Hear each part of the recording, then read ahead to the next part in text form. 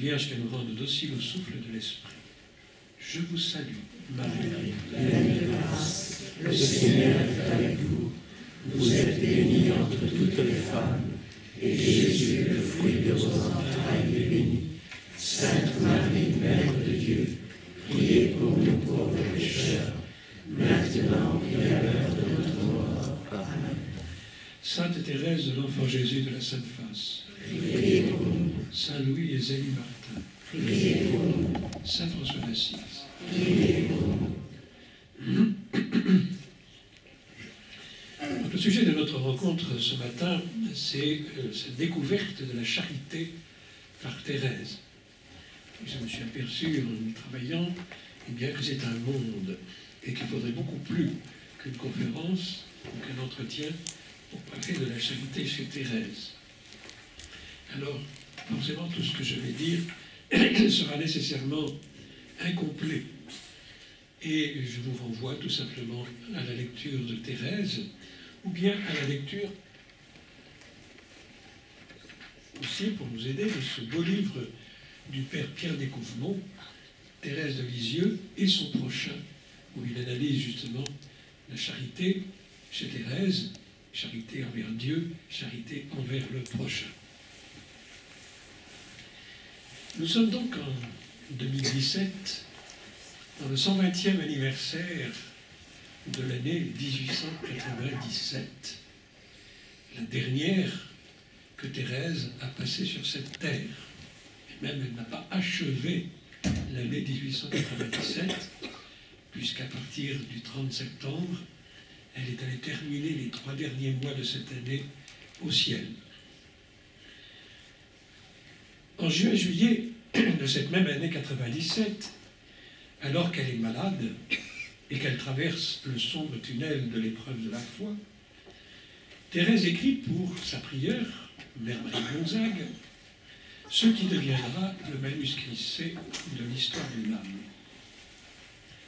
Elle y écrit ce qu'elle vit au Carmel depuis 9 ans. En effet, elle avait déjà, dans l'année 1895, écrit un premier manuscrit dédié à sa prière du moment, qui était Mère Agnès de Jésus, sa sœur de sang, Pauline Martin, où elle racontait surtout les souvenirs de son enfance. Et cela, d'ailleurs, à l'inspiration, à l'instigation de son autre sœur, de sa sœur aînée, Marie Martin, Marie du Sacré-Cœur, à qui on doit une fière chandelle, parce que sans elle, eh bien, on n'aurait pas l'histoire du âme. Mais Pauline, après avoir lu cela, et surtout au moment où Thérèse est sur le point de mourir, car elle est atteinte de la tuberculose qui va l'emporter, Pauline trouve qu'il n'y a pas, qu'elle ne sait pas, que Thérèse n'a pas assez parlé de sa vie au Carmel. Et donc elle va demander à Mère Marie de Gonzague de suggérer à Thérèse, ou plutôt d'ordonner à Thérèse, de continuer à écrire ses souvenirs. Et ça nous donnera ce qu'on appelle le manuscrit C. Dans ce manuscrit, elle va écrire plusieurs choses. La découverte de sa petite voix, elle va découvrir sa charge de formatrice auprès des novices, elle va décrire plus exactement sa charge de formatrice auprès des novices. Elle va évoquer son épreuve de la foi, elle va parler de ses frères spirituels, elle va parler de la prière, et puis, dans un long développement, elle va parler de la charité fraternelle. Je crois que pour comprendre et pour entrer d'ailleurs dans toute l'histoire d'une âme de Thérèse, comme dans tous ses écrits, il faut avoir la pensée, son acte d'offrande à l'amour miséricordieux. Tout ce que Thérèse écrit, surtout à partir de 95, est illuminé et prend sa source dans l'amour miséricordieux de Dieu, dans ce feu d'amour, comme elle dit, qui brûle dans son âme. Et c'est un peu une clé pour entrer un peu dans ce que Thérèse écrit, que ce soit dans l'histoire d'une âme, que ce soit dans les poésies, dans les lettres, etc. Donc, dans ce manuscrit C, Thérèse va dire, entre autres, ou plutôt, elle va dire avant, quand elle parle avec Mère Agnès, de ce qu'elle peut écrire dans ce nouveau manuscrit, dans ce nouveau cahier d'obéissance, comme elle aime à les appeler, elle va lui dire, je vais parler, donc Thérèse s'adresse à Pauline, je vais parler de la charité fraternelle. Oh, j'y tiens, car j'ai reçu de trop grandes lumières à ce sujet. Je ne veux pas les garder pour moi seul. Je vous assure que la charité n'est pas comprise sur la terre. Et pourtant, c'est la principale des vertus. C'est rapporté par Mère Agnès lors du procès de béatification et canonisation de sa sœur. Et donc, dans ce manuscrit C, elle va parler de la charité. Et elle commence ainsi. Cette année, ma mère chérie, elle s'adresse à Marie Gonzague, le bon Dieu m'a fait comprendre ce que c'est que la charité. Avant, je le comprenais, il est vrai, mais d'une manière imparfaite. Je n'avais pas approfondi cette parole de Jésus. Le second commandement est semblable au premier. Tu aimeras ton prochain comme toi-même. Alors, que faut-il entendre par cette année? Est-ce que c'est uniquement l'année 1897? Ou bien est-ce que c'est peut-être plus probablement, comme le suggèrent certains, l'année qui va de juin 96 à juin 97, c'est-à-dire l'époque où Thérèse écrit justement ce texte du manuscrit C. En effet, Mère Marie de Gonzague est redevenue prieure en février 96, et à partir de ce moment-là, elle va quasiment laisser à Thérèse la charge de maîtresse des novices, même si cette dernière n'aura jamais le titre. C'est l'année aussi où elle reçoit son second frère spirituel, le père Adolphe Rouland. L'année aussi où elle accomplit son office auprès de sœur Marie de Saint-Joseph, la lingère, qui était absolument impossible à vivre. Et Thérèse avait accepté, justement, par charité, cette sœur que personne ne voulait aller aider. Thérèse va accepter, par charité, d'aller supporter la mauvaise humeur de cette sœur Marie de Saint-Joseph. Quoi qu'il en soit, on ne peut pas dire non plus que Thérèse a attendu cette dernière année pour pratiquer la charité. C'est évident. D'ailleurs, dans le premier manuscrit, elle reconnaît que le Seigneur, dès l'aube de sa vie, avait rempli sa vie d'amour. Toute ma vie, le bon Dieu s'est plu à me combler d'amour, dit-elle. Et il avait mis beaucoup d'amour dans mon cœur. Aussi, j'aimais beaucoup les autres. D'abord, à commencer par sa famille, ses parents, et puis ses sœurs. Si vous lisez le manuscrit A, vous verrez comment elle s'étend sur l'amour qu'elle porte à ses parents, à Louis Azélie, et ensuite à chacune de ses sœurs. Et puis, lorsque elle allait toute petite, encore, quand ils étaient à Lisieux, se promenait tous les jours avec son papa, eh bien, elle ne manquait jamais d'aller faire l'aumône aussi aux pauvres qui se trouvaient sur le chemin. Et elle raconte, entre autres, pendant les promenades que je faisais avec papa, il aimait à me faire porter l'aumône aux pauvres que nous rencontrions. Un jour, nous en vîmes un qui se traînait péniblement sur ses béquilles. Je m'approchai pour lui donner un sou, mais ne se trouvant pas assez pauvre pour recevoir l'aumône, il me regarda en souriant tristement et refusa de prendre ce que je lui offrais. Je ne puis dire ce qui se passa dans mon cœur. J'aurais voulu le consoler, le soulager. Au lieu de cela, je pensais lui avoir fait de la peine. Sans doute le pauvre malade devina ma pensée, car je le vis se détourner et me sourire. Papa venait de m'acheter un gâteau. J'avais bien envie de le lui donner, mais je n'osais pas. Cependant, je voulais lui donner quelque chose qu'il ne puisse me refuser, car je sentais pour lui une sympathie très grande. Alors je me rappelais avoir entendu dire que le jour de ma première communion, on obtenait tout ce qu'on demandait. Cette pensée me consola, et bien que je n'eusse encore que 6 ans, je me dis, je prierai pour mon pauvre le jour de ma première communion. Je tins ma promesse 5 ans plus tard, et j'espère que le bon Dieu exauça la prière qu'il m'avait inspirée de lui adresser pour un de ses membres souffrants. Désir de faire plaisir. Ça, c'est très intéressant et très important chez Thérèse, et elle le redira plusieurs fois. Elle n'aime pas pour sa satisfaction personnelle, même pas le bon Dieu pour sa satisfaction personnelle, elle aime pour faire plaisir. Et la charité, c'est faire plaisir, s'oublier soi-même pour le plaisir des autres.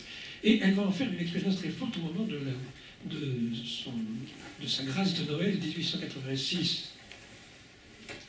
Elle reconnaît que Jésus, par amour qui vient, par amour pour nous sur la terre, qui s'incarne par amour pour nous, pour notre salut, eh bien, va la faire changer, sortir des langes de l'enfance dans lequel elle est encore engoncée, pour la faire entrer dans le sérieux de la vie, et qui lui permettra, 1 an et 3 mois plus tard, d'entrer au Carmel à 15 ans.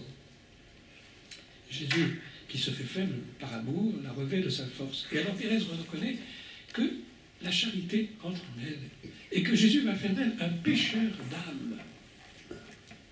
Je sentis la charité entrer dans mon cœur, le besoin de m'oublier pour faire plaisir, et depuis lors, je fus heureuse. Elle trouve ce bonheur dans la charité. Et la charité, pour elle, au départ, ça va être le désir. Jésus fit de moi un pêcheur d'âme. Le désir de prier, de sauver les âmes.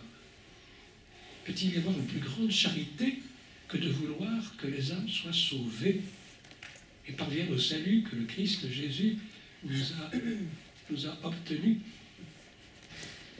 Plus tard, elle écrira à sa sœur Céline: Jésus a pour nous un amour si incompréhensible qu'il veut que nous ayons part avec lui au salut des âmes. Le Créateur de l'univers n'attend que la prière d'une pauvre petite âme pour sauver les autres âmes, rachetées comme elle au prix de tout son sang. Pour ceux qui ont les œuvres de Thérèse, c'est dans la lettre 135, écrite à Céline. Et donc, elle veut sauver les âmes. Et, devant une image de Jésus en croix, elle va comprendre qu'il lui faut recueillir par la prière et le sacrifice, l'offrande, toutes les petites choses de chaque jour, eh bien, le sang de Jésus, cette rosée divine, pour la répandre sur les pécheurs, et c'est comme ça qu'elle va être amenée à prier pour Pranzini, son premier enfant. C'est par charité, c'est pour sauver Pranzini, pour que Jésus sauve Pranzini, à la mesure de la confiance que Thérèse met en l'amour miséricordieux. J'ai tant de confiance en la miséricorde du bon Dieu que je suis sûr qu'il sauvera le pauvre malheureux Pranzini. Et quand Pranzini embrasse le crucifix que lui présente l'abbé Faure, pour Thérèse, c'est le signe. Alors son âme allait recevoir la sentence miséricordieuse de celui qui déclare qu'il y a plus de joie dans le ciel pour un pécheur qui se convertit que pour 99 justes qui n'ont pas besoin de conversion. Donc, elle sent cette charité entrer dans son cœur. Et cette charité qui la porte d'abord vers Dieu, bien sûr, car le premier des commandements, c'est « Tu aimeras le Seigneur ton Dieu », mais qui la porte aussi vers les autres. Et dans l'année 95, l'année qui était tout à fait éclairée par son acte d'offrande du 19 juin, cet acte d'offrande de l'amour miséricordieux, eh bien, elle va commencer cette année à écrire, commencer d'écrire ce qui deviendra le manuscrit A, dédié à Mère Agnès, mais elle va écrire aussi son plus beau poème, Vivre d'amour. Et qu'est-ce qu'elle chante là-dedans? Sinon la charité, d'abord l'amour de Dieu, bien sûr. Vivre d'amour, c'est de garder toi-même, verbe incréé, parole de mon Dieu, etc. Mais aussi, elle chante la charité due au prochain. Et dans la strophe 8, qu'est-ce qu'elle nous dit? Vivre d'amour, c'est naviguer sans cesse, semant la paix, la joie dans tous les cœurs. Pilote aimé, la charité me presse, car je te vois dans les âmes, mes sœurs. La même expression que saint Paul, la charité nous presse, écrit-il. Et la charité nous presse d'annoncer le Christ pour le salut du monde. La charité me presse, car je te vois dans les âmes, mes sœurs, dit Thérèse. La charité, voilà ma seule étoile, à sa clarté je vogue sans détour, j'ai ma devise écrite sur ma voile, vivre d'amour. Portée par la charité.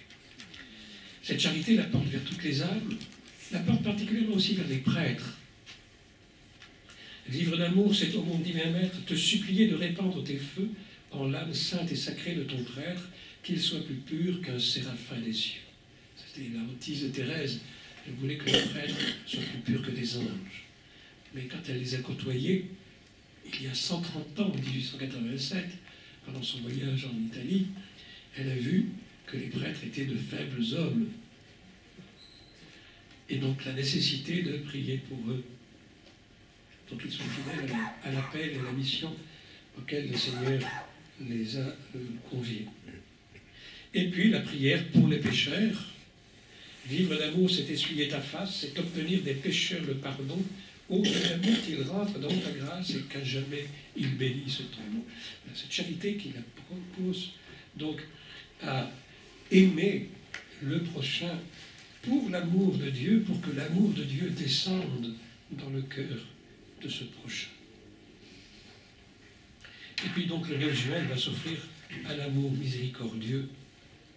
Et depuis cet heureux jour, comme elle dira, eh bien, elle brûle littéralement d'amour. Elle en fera la confidence à sa sœur Pauline, on trouve ça dans les derniers entretiens. Dès l'âge de 14 ans, j'avais bien aussi des assauts d'amour. Ah, que j'aimais le bon Dieu! Mais ce n'était pas du tout comme après mon offrande à l'amour, ce n'était pas une vraie flamme qui me brûlait. Et ce feu d'amour qui la brûle va, au cours de l'année 96, cette dernière année, juillet 97, juillet 96, juillet 97, au mois de septembre, quand elle va rédiger ce qui deviendra le manuscrit B, la lettre à Marie du Sacré-Cœur, eh bien, quand elle va chercher sa place dans l'Église, et que dans Saint Paul, car Thérèse se réfère toujours à la parole de Dieu, c'est là qu'elle trouve, eh bien, la vérification de ses intuitions. Et quand Saint Paul nous parle d'une Église qui est un corps avec de nombreux membres et que chacun a sa place, Thérèse voudrait être tous les membres à la fois, et s'applique en elle vraiment la parole de Jésus à ses disciples. L'Esprit Saint vous fera découvrir la vérité tout entière. Saint Jean. Eh bien, Thérèse va découvrir que l'Église a un cœur. Et c'est là où elle va découvrir que l'Église a un cœur. Sur la parole de Paul, je vais vous découvrir la voie la plus excellente, c'est celle de la charité. La charité me donna la clé de ma vocation. Donc, le chrétien, c'est celui qui vit d'amour de Dieu, vit d'amour du prochain. Comme Thérèse avait mal compris ou imparfaitement la parole de Jésus qu'elle a citée tout à l'heure, au début de ce chapitre de la charité du manuscrit C, je n'avais pas approfondi cette parole de Jésus. Le second commandement est semblable au premier, tu aimeras ton prochain comme toi-même. Le premier commandement étant, tu aimeras ton Dieu. Les deux sont intimement liés. Et là, je vous renvoie à la première lettre de Saint Jean, lorsqu'il justement développe cette charité due au prochain, liée à l'amour de Dieu. Celui qui dit qu'il n'aime pas son prochain qu'il le voit, et qui dit qu'il aime Dieu qu'il ne voit pas, est un menteur. Comment peut-on aimer Dieu qu'on ne voit pas sans aimer le prochain qu'on voit? Alors Thérèse continue dans le manuscrit C. Je m'appliquais surtout à aimer Dieu, et c'est en l'aimant que j'ai compris qu'il ne fallait pas que mon amour se traduisît seulement par des paroles, car ce ne sont pas ceux qui disent « Seigneur, Seigneur » qui entreront dans le royaume des cieux, mais ceux qui font la volonté de Dieu. Et c'est dans Matthieu, chapitre 7, verset 21. Cite donc Matthieu, chapitre 7, verset 21. Si vous lisez, Thérèse est, comme je l'ai dit tout à fait, pétrie d'écriture. Et l'histoire d'une âme, c'est tout simplement l'évangile retraduit par Thérèse, avec ces mots aussi simples. Et en même temps, profond. Simplicité ne veut pas dire qu'il n'y a pas de profondeur. Les écrits de Thérèse peuvent nous paraître parfois assez simples, certains ont dit même simplistes, mais ils ont une profondeur étonnante. Le bienheureux Père Marie-Eugène de l'Enfant Jésus disait à propos de Thérèse, cette petite, elle me donne le vertige. Tellement elle a perçu la profondeur du mystère divin et de ce que Dieu attend de nous. Cette volonté, Jésus l'a fait connaître plusieurs fois, je devrais dire presque à chaque page de son évangile. Mais à la dernière scène,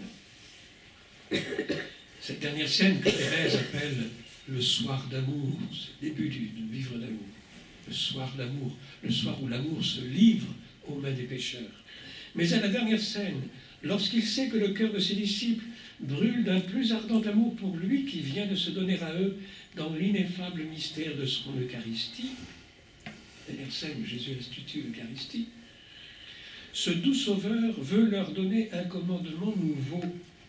Il leur dit avec une inexprimable tendresse, « Je vous fais un commandement nouveau, c'est de vous entre-aimer, et que comme je vous ai aimé, vous vous aimiez les uns les autres.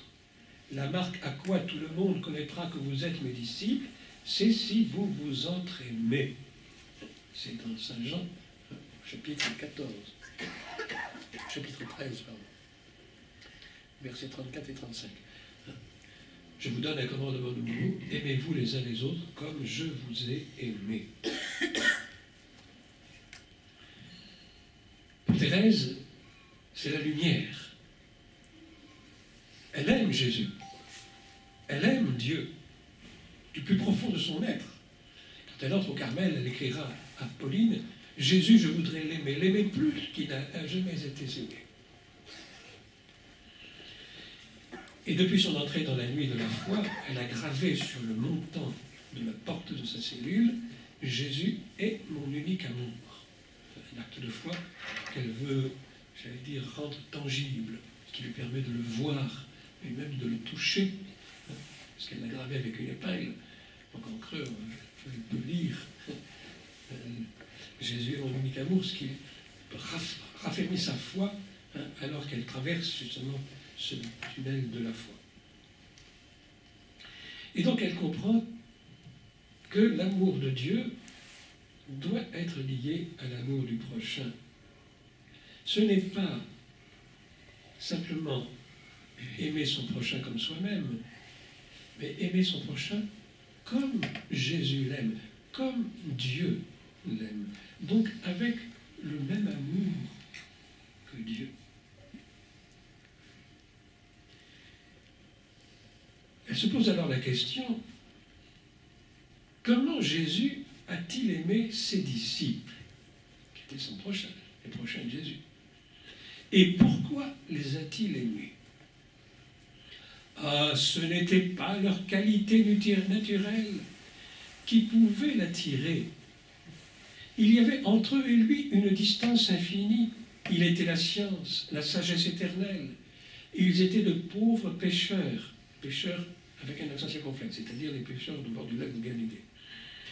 Ignorants et remplis de pensées terrestres. Cependant, Jésus les appelle ses amis, ses frères. Il veut les voir régner avec lui dans le royaume de son Père, et pour leur ouvrir ce royaume, il veut mourir sur une croix, car il a dit, il n'y a pas de plus grand amour que de donner sa vie pour ceux qu'on aime. Voilà jusqu'où va l'amour de Jésus pour les autres, non seulement pour ses disciples, mais pour chacun de nous. Un amour qui se donne, d'ailleurs l'amour se donne. Un amour qui ne se donne pas n'est pas un amour. L'amour est essentiellement don. Et il trouve sa joie dans le don, et dans le don gratuit. Quand Dieu nous sauve, il nous sauve gratuitement. Éphésiens chapitre 2. Paul rappelle que le don de la grâce, le don du salut, ne vient pas de nous, pas même de nos œuvres, mais simplement un don gratuit de la part de Dieu, ce salut en Jésus-Christ. Et pour Thérèse, c'est une folie. Il était fou, notre bien-aimé, de venir sur la terre chercher des pécheurs, et cette fois-ci, elle a écrit pécheurs avec un accent aigu, c'est-à-dire ceux qui sont de pauvres pécheurs, pour en faire ses amis, ses intimes, ses semblables, lui qui était parfaitement heureux avec les deux autres personnes de la Trinité. C'est dans la lettre 169 à Céline. Alors Thérèse va continuer à méditer cette parole de Jésus.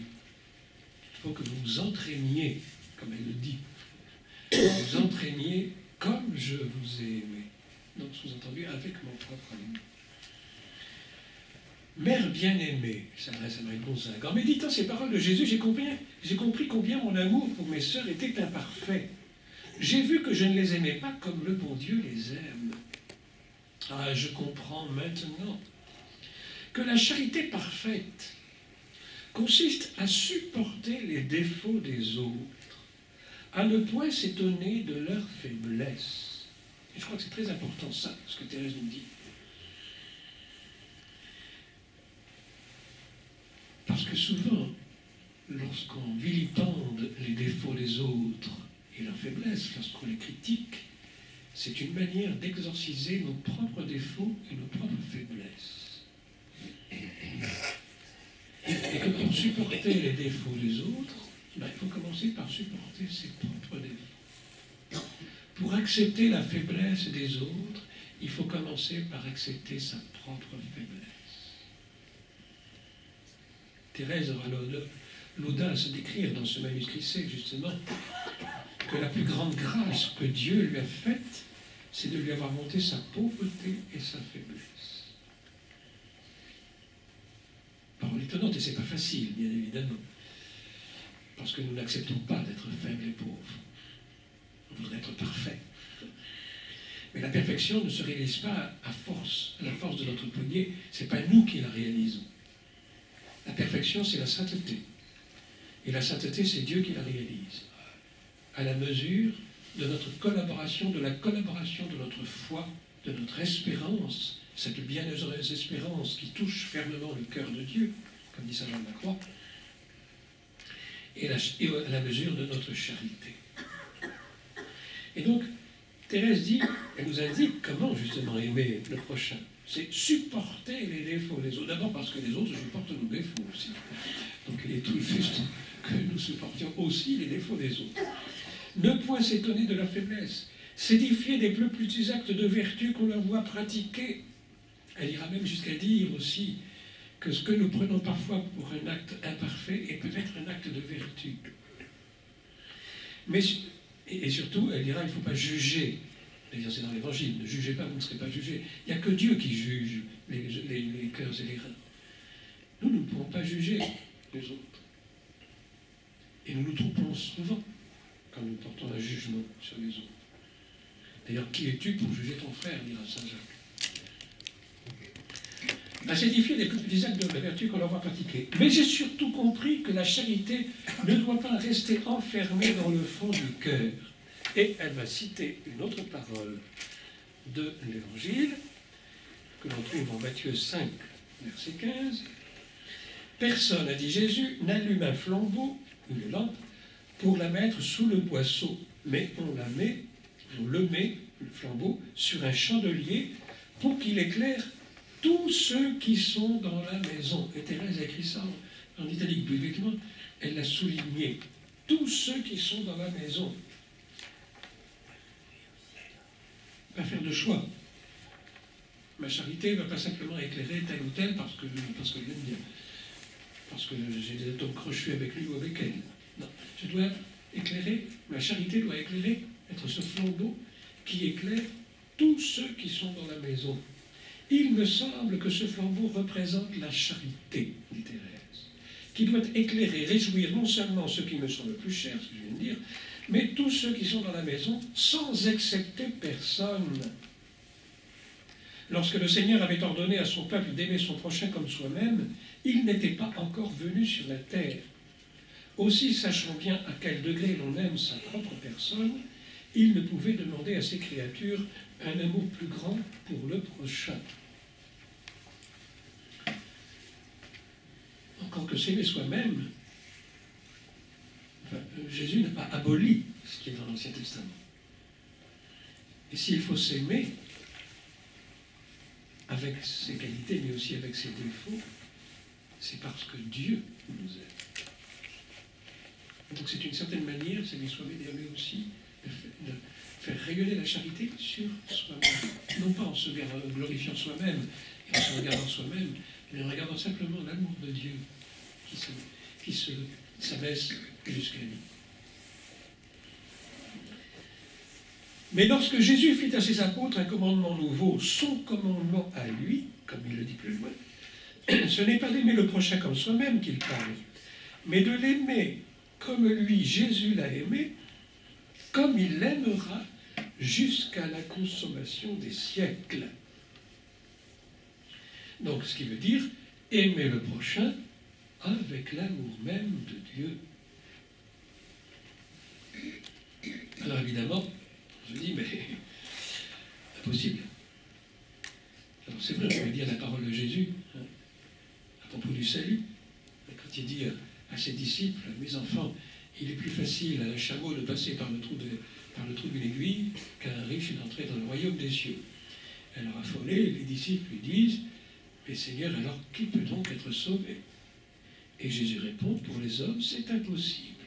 C'est clair. Mais il ajoute, pas pour Dieu, car tout est possible pour Dieu. Et Thérèse sait que le bon Dieu ne saurait commander des choses qui soient impossibles. Elle l'a déjà dit au début du manuscrit C à propos de son désir d'être sainte. Alors qu'elle se reconnaît, quand elle veut devenir sainte, elle dit il y a autant de différence entre les saints et moi qu'entre une montagne qui se perd dans les cieux et un grain de sable foulé par les passants. Et elle dit, mais le bon Dieu ne saurait inspirer des désirs irréalisables, donc impossibles à réaliser. C'est là où elle a parlé de l'ascenseur, qui sont les bras de Jésus, se laisser monter. Ce qui veut dire se laisser sanctifier par Dieu. Je reviens au texte de Thérèse du manuscrit C sur la charité. Ah Seigneur, je sais que vous ne commandez rien d'impossible. Vous connaissez mieux que moi ma faiblesse, mon imperfection. Et oui, Dieu nous connaît bien mieux que nous nous connaissons nous-mêmes. Vous savez bien que jamais je ne pourrai aimer mes sœurs comme vous les aimez, si vous-même, ô mon Jésus, ne les aimiez encore en moi. Donc, si je n'ai pas votre amour dans le cœur. Ce qu'elle avait chanté dans un poème, qu'elle chantera dans un poème, à propos de l'amour de Dieu, mais c'est valable aussi pour l'amour du prochain. Donne-moi pour t'aimer ton divin cœur lui-même. Si, par extension, donne-moi pour aimer mon prochain ton cœur lui-même, ton cœur qui aime le prochain. C'est parce que vous voulez m'accorder cette grâce que vous m'avez fait un commandement nouveau. Oh, que je l'aime, puisqu'il me donne l'assurance que votre volonté est d'aimer en moi tous ceux que vous me commandez d'aimer. Oui, je le sens. Lorsque je suis charitable, c'est Jésus seul qui agit en moi. Plus je suis uni à lui, plus aussi j'aime toutes mes sœurs.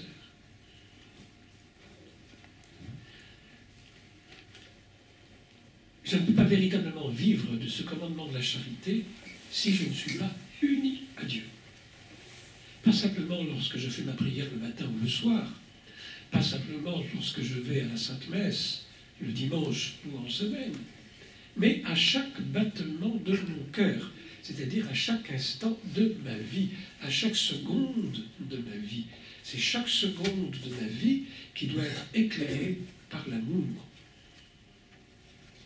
Et c'est à chaque seconde de ma vie que je dois agir dans l'amour du Seigneur, c'est-à-dire porté par l'Esprit d'amour qu'est l'Esprit Saint. Le chrétien, c'est celui qui est mu par l'Esprit Saint. Comme le dit saint Paul au chapitre 5 de l'Épître aux Galates, puisque l'Esprit Saint est notre vie, c'est lui qui répand en nous la vie divine, qui est amour. L'amour de Dieu est répandu dans nos cœurs par l'Esprit Saint qui nous a été donné, puisque l'Esprit Saint est notre vie, que l'Esprit Saint nous fasse agir à chaque instant de nos vies. Et Thérèse est un exemple parfait, comme tous les saints d'ailleurs, eh bien, de ceux qui sont non seulement vivifiés par l'esprit d'amour, mais qui vivent, qui sont mus, agis par l'esprit d'amour. On pourrait dire la même chose de la Madre, Thérèse d'Avila. On pourrait dire la même chose de Saint Jean de la Croix. On pourrait dire la même chose de Saint François d'Assise, que nous fêtons aujourd'hui, finalement, de tous les saints.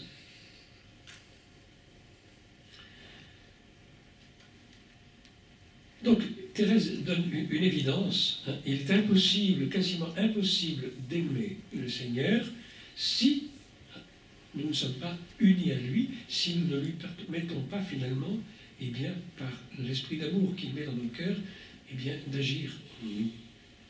Vivre et agir dans le Seigneur. Le chrétien, c'est celui qui vit et agit dans le Seigneur.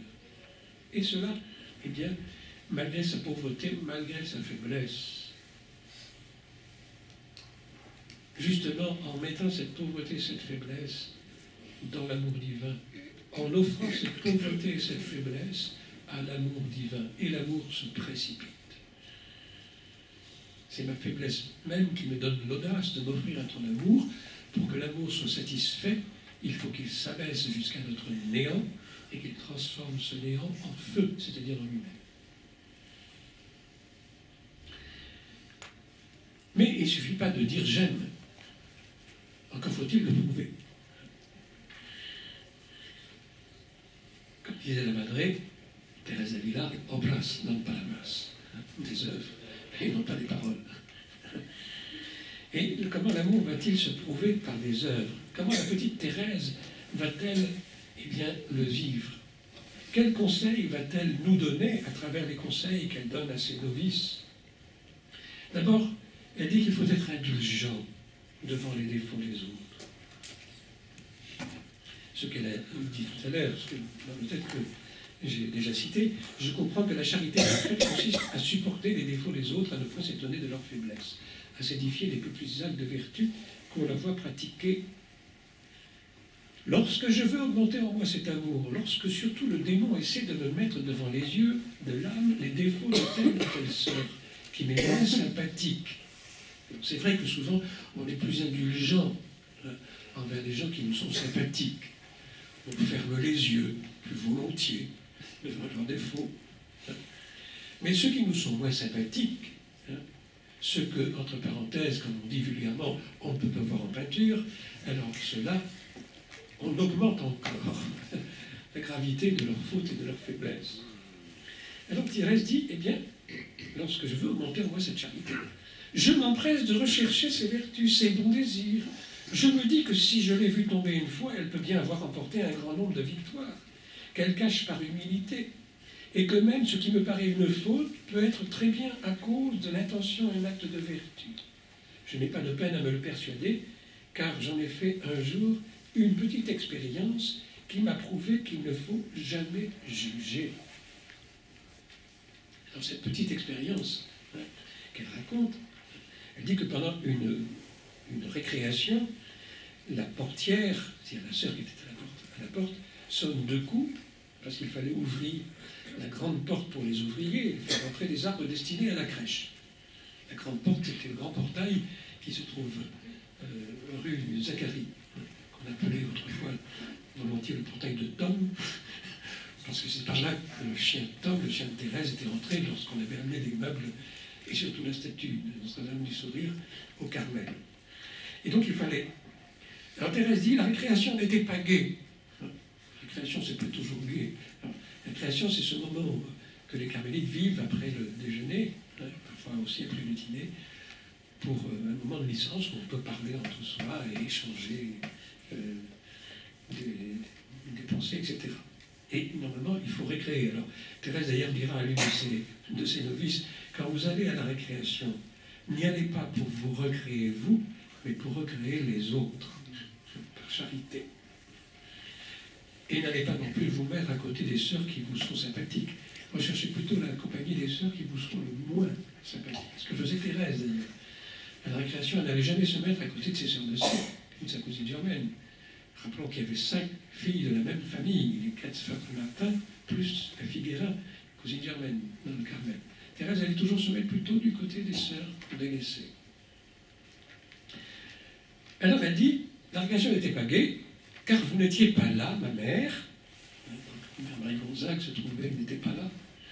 Donc ça c'est aussi par charité pour sa prière qu'elle dit ça. Mais en vérité, parce que Thérèse a véritablement aimé Mère Marie Gonzague. Aussi, je pensais que si on m'envoyait de tiers, c'est-à-dire pour être avec parce qu'il fallait une sœur, on ne laissait jamais une sœur toute seule pour ouvrir les portes. Il fallait toujours une autre sœur avec elle, comme moi. Je serais bien contente. Et justement, elle pense que la sœur qui est à côté d'elle, et qui se trouve être sœur Marie de Saint-Joseph, la lingère au caractère difficile, eh bien, aimerait y aller. Alors Thérèse va commencer lentement à défaire son tablier pour que sa compagne ait le temps d'aller plus vite qu'elle, et donc de courir.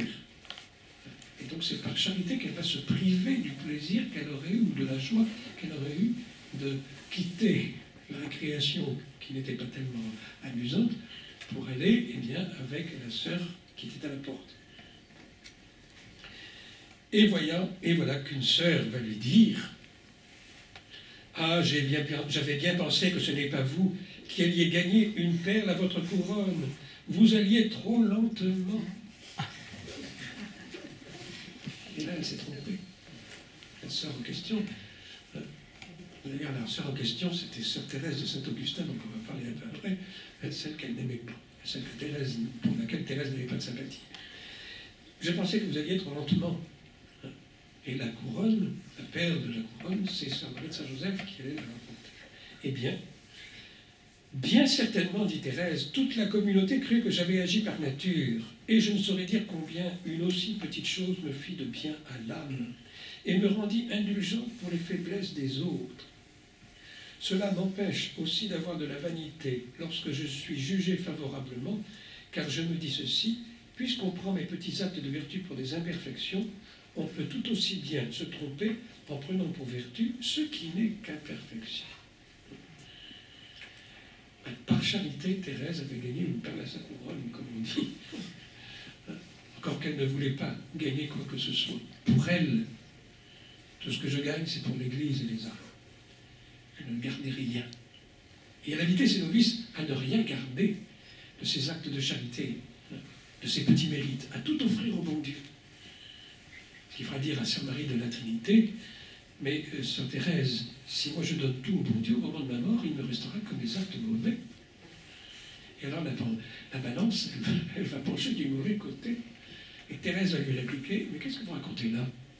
Le bon Dieu est la justice même. S'il ne peut pas vous juger sur vos bonnes actions, parce que vous ne les avez pas, que je lui avais donné, il ne vous jugera pas non plus sur vos mauvaises actions. Vous avez cette confiance absolue en la miséricorde infinie de Dieu. Mais ça, c'est une autre histoire. Donc Thérèse raconte ce petit fait. Elle le raconte plus longuement dans le conseil de souvenir de sa sœur Céline, et aussi dans les derniers entretiens. Et elle invite justement pour ne pas juger. Et comme elle dira, celui qui me juge, c'est le Seigneur. Aussi, pour me rendre ce jugement favorable, ou plutôt, afin de n'être pas jugé du tout, je veux toujours avoir des pensées charitables, car Jésus a dit, ne jugez pas, et vous ne serez pas jugés. On peut toujours avoir des pensées charitables.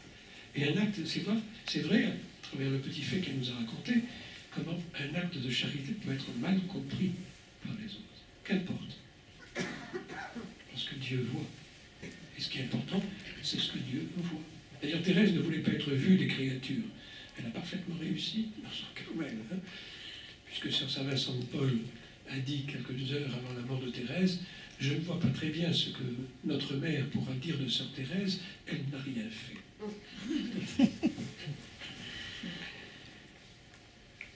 Donc ne pas juger, mais aussi être aimable avec ceux qui nous sont le moins sympathiques. Ceux aussi parfois, comme disait un prêtre, ceux que nous détestons volontiers cordialement. Eh bien, il faut les aimer aussi. Et Thérèse en a fait l'expérience avec Sœur Thérèse de Saint-Augustin. C'était une sœur dont elle dit, il se trouve dans la communauté une sœur qui a le talent de me déplaire en toutes choses. Ses manières, ses paroles, son caractère me semblaient très désagréables. Cependant, c'est une sainte religieuse qui doit être très agréable au bon Dieu, aussi ne voulant pas céder à l'antipathie naturelle que j'ai trouvée, je me suis dit que la charité ne devait pas consister dans les sentiments, mais dans les œuvres. Et je me suis appliqué à faire pour cette sœur ce que j'aurais fait pour la personne que j'aime le plus. Sœur Thérèse de Saint-Augustin, c'est cette sœur qui était souvent au parloir avec Mère Marie de Gonzague, quand la petite Thérèse venait voir Pauline. Et Sœur Thérèse de Saint-Augustin ne tarissait pas d'éloges sur la petite Thérèse. Et pourtant, quand Thérèse va rentrer au Carmel, eh bien, cette sœur avait le don de la guérison, de lui déplaire. Il y a comme ça des gens que l'on aime, vers lesquels on n'est pas porté à la sympathie. On se demande d'ailleurs pourquoi. C'est comme ça. Ils n'y sont pour rien, et nous n'y sommes pour rien non plus. On ne peut pas avoir des atomes crochus pour tout le monde. Mais par contre, en vertu de l'amour que le Seigneur met dans nos cœurs, nous devons avoir de la charité pour tous. Et Thérèse va justement avoir de la charité. Pour sœur Thérèse de Saint-Augustin, elle lui composera 2 poésies, dont la première. La toute première poésie que Thérèse a composée en février 93, eh bien, était dédiée, c'était à la demande de sœur Thérèse de Saint-Augustin. Et elle lui dédiera aussi la 52e, en mai 97, l'abandon, le délicieux fruit de l'amour.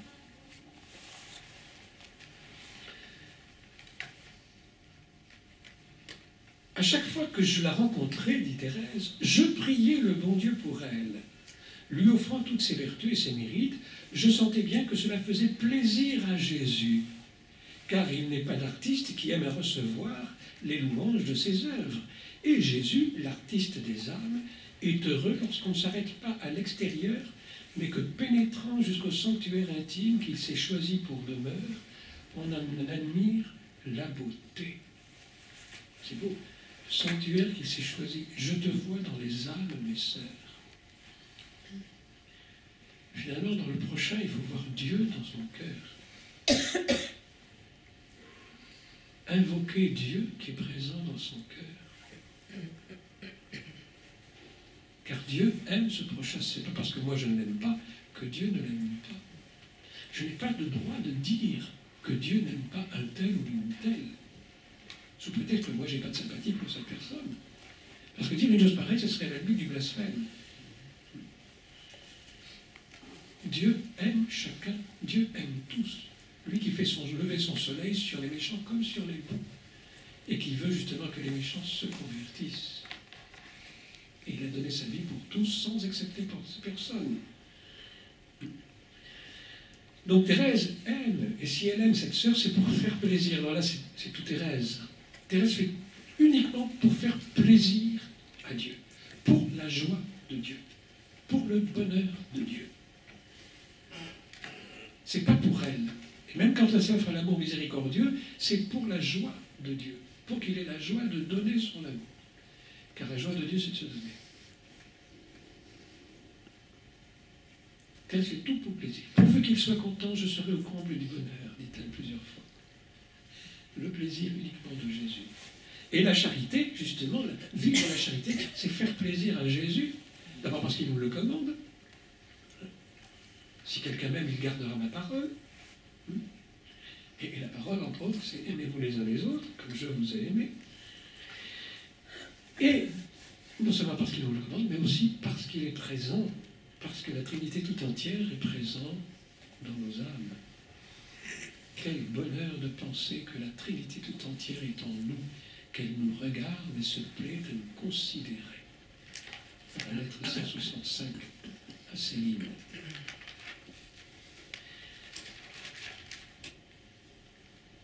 Donc, elle admire, c'est Jésus qu'elle aime dans l'âme de cette sœur.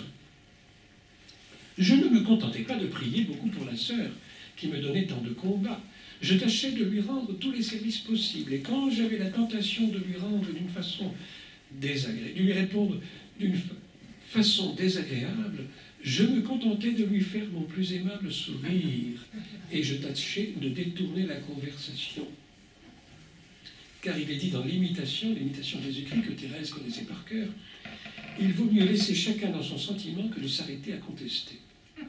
Souvent aussi, lorsque je n'étais pas à la récréation, je veux dire pendant les heures de travail, ayant quelques rapports d'emploi avec cette sœur, lorsque mes combats étaient trop violents, je m'enfuyais comme un déserteur. Et là, Thérèse a souvent employé cette attitude. Quand on sent que l'on n'est pas capable de passer outre, et alors, eh bien, il faut s'enfuir. Elle dit la même chose pour la tentation. Il ne faut jamais faire face au démon. Faire face au démon, c'est de la lâcheté. Parce qu'on sera vaincu, il est plus fort que nous. Mais par contre, lorsqu'on est tenté, il faut s'enfuir, tourner le dos au diable et s'enfuir, se cacher dans les bras de Jésus.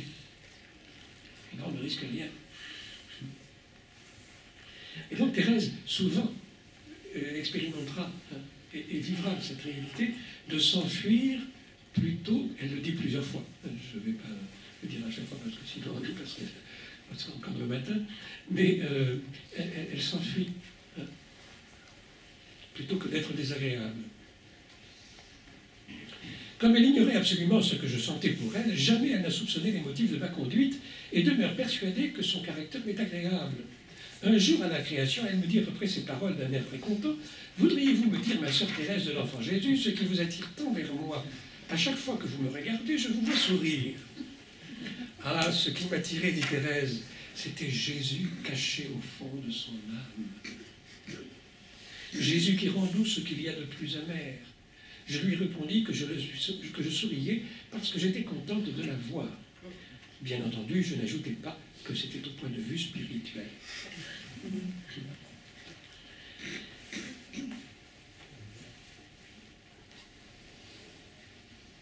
Donc c'est intéressant d'ailleurs, c'est qu'à cette sœur, justement, que Thérèse n'aimait pas, elle lui fera des confidences sur son épreuve de la foi. Et c'est à elle, entre autres, où elle dira « Il me semble que je n'ai plus la foi, il ne me reste que l'amour. » On peut trouver ça dans les derniers entretiens. Et donc, Thérèse comprend que c'est aimer même, donc être indulgent, et aimer aussi ceux que l'on aime un peu moins. Pour la joie de Jésus, pour faire plaisir à Jésus, parce que par cela, eh bien, on répond, on met en pratique publiquement la parole de Jésus. Si quelqu'un m'aime, il gardera ma parole. Et ce n'est pas la garder comme au fond d'un frigidaire, c'est la garder en la vivant, en la pratique.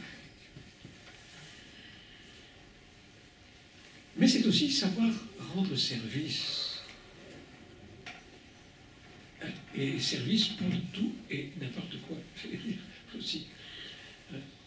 Quand on te donne, quand on te réclame, quand tu donnes quand on te réclame ta robe, donne aussi ton manteau, dit Jésus dans l'Évangile. Ne jamais, quand on te demande de faire 1000 pas, ben fais-en 2000 avec la personne. Ne jamais réclamer. Donner gratuitement. Et les services aussi aux personnes, parfois qui sont, parce qu'à cause de l'âge, eh bien, sont un peu difficiles à vivre.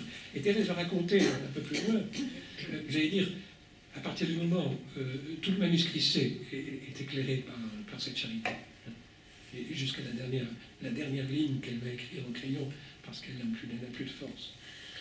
Et elle va raconter comment la sœur Saint-Pierre, et ça veut dire presque une heure que je parle, donc je vais aller un peu vite. Vous savez, quand je parle de Thérèse, je ne m'arrête pas. Alors, si vous en avez marre, il faut me le dire. Et donc, elle va raconter que quand elle était novice, elle s'occupait de la sœur Saint-Pierre, qui était une vieille sœur, qu'elle amenait au réfectoire, en la tenant pour que la sœur ne tombe pas. La sœur qui avait du caractère et qui lui disait nous allons trop vite, je vais me briser, comme elle disait, je vais tomber. Et puis Thérèse l'aidait à s'asseoir à table, et puis elle lui coupait, elle préparait son pain, etc. Et puis surtout, quand elle partait, elle lui faisait son plus beau sourire aussi. Justement pour manifester cette charité qu'elle avait pour cette sœur. Et un jour, alors qu'elle était en train d'accomplir cet office, elle entendit une musique comme nous venons d'entendre.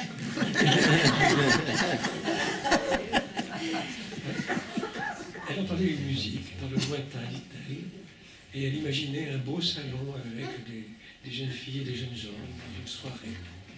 Cette musique, entre parenthèses, c'était à la maison Fleuriot, c'est-à-dire à l'actuelle maison du recteur, qui est juste à côté du Carmel. Et puis elle baisse ses yeux, elle voit la sœur, et elle dit, mais jamais je n'aurais laissé, pour tout l'ordre du monde, pour toutes les soirées du monde, jamais je n'aurais laissé cet acte de charité que je faisais à ce moment-là. Rendre service jusqu'à s'oublier soi-même, oublier eh bien, le bonheur que l'on pourrait avoir à faire autre chose. Rendre service, ne rien réclamer, ne pas réclamer, etc. Et puis, Thérèse va donner aussi, et ça c'est intéressant, alors ce n'est pas tout à fait dans le manuscrit C, mais c'est dans les conseils qu'elle donne à ses novices, hein. Eh bien, elle va montrer comment la charité est aussi une thérapie pour guérir bien son mal-être. Se replier sur soi, dit-elle à Céline, cela stérilise l'âme.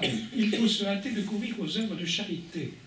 Parfois, on est si mal chez soi dans son fort intérieur qu'il faut promptement en sortir. Le bon Dieu ne nous oblige pas à rester en notre compagnie, et en nous-mêmes. Au contraire, il permet souvent qu'elle nous soit désagréable afin que nous la quittions. Je ne vois pas d'autre moyen, en ce cas, que de sortir de chez soi et d'aller rendre visite à Jésus et Marie en courant aux œuvres de charité. Et elle ajoute, si vous assistez les âmes pauvres et délaissées avec effusion, c'est-à-dire avec cœur, avec amour, avec désintéressement, si vous consolez ceux qui souffrent, vous recouvrerez votre santé intérieure, votre âme ne languira plus.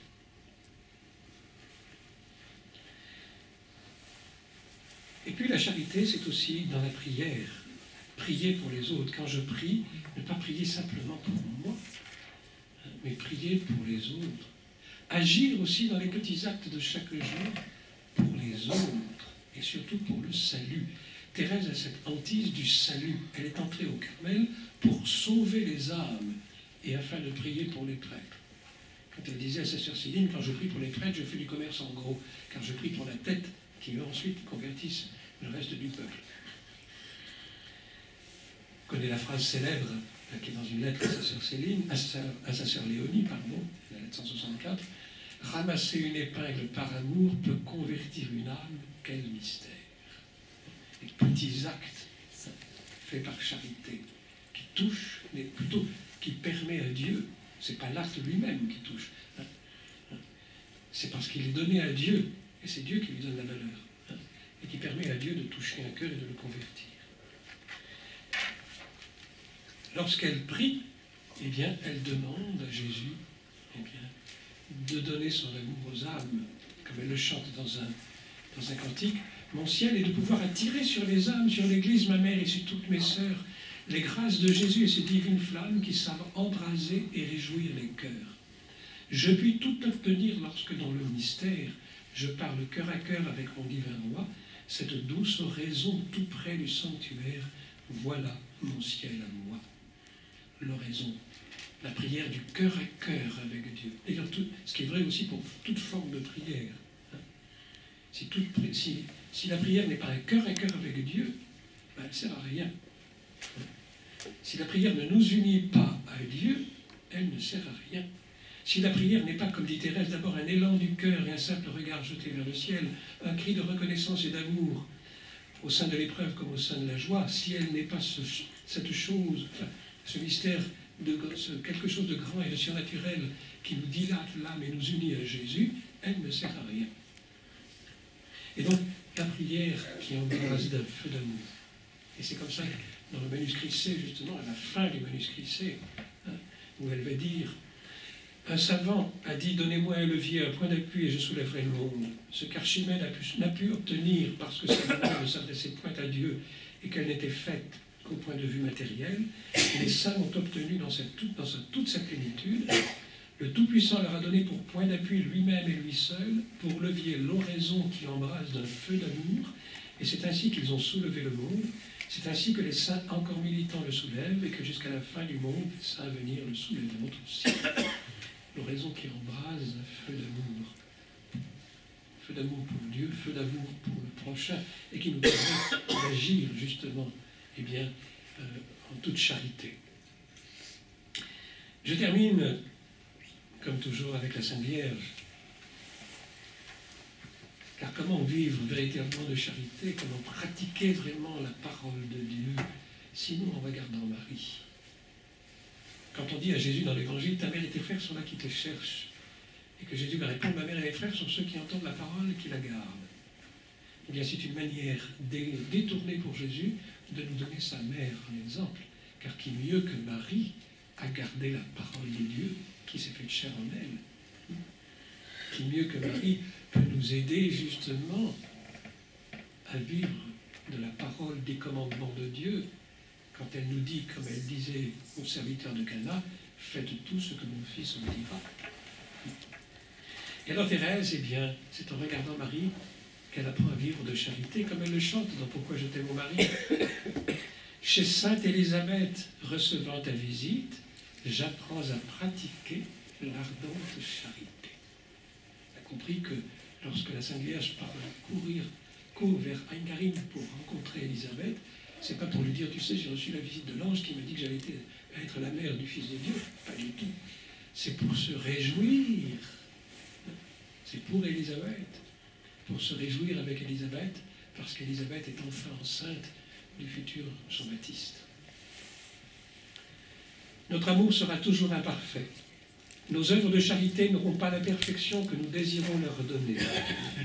Alors Thérèse nous invite à passer par l'intercession maternelle de la Très Sainte Vierge. À Cana, sa prière a touché le cœur de son fils. Eh bien, sa prière pour nous peut toucher aussi le cœur de Jésus. Et avec confiance, Thérèse adresse au Seigneur cette prière que nous pouvons faire nous-mêmes pour nous.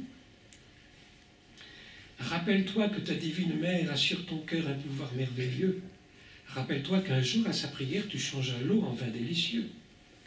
Daigne aussi transformer mes œuvres imparfaites. À la voix de Marie, Seigneur, rends-les parfaites. Que notre charité imparfaite soit rendue parfaite par le Seigneur à la prière de Marie.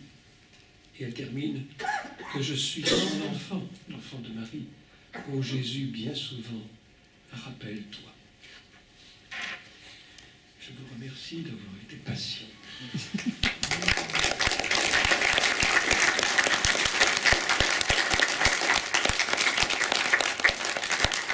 C'est évidemment très imparfait tout ce que j'ai dit. Il faudrait en dire beaucoup plus. Mais je vous invite à vous reporter un texte de Thérèse lui-même. Vous savez, il n'y a pas meilleure enseignante que celle qui nous enseigne. Elle est docteur de l'Église, elle voulait enseigner les hommes. Alors, ne la privons pas de ce plaisir. Bonne fin de journée. Merci.